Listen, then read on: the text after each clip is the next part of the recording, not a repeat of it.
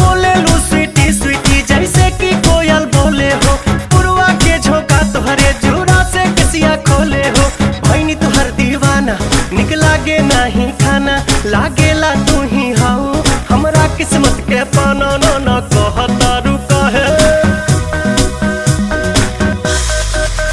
ना कहतारू कहे कानी अंगूरी चबा के जान ले बुकाया जान जियो ते मुआ के।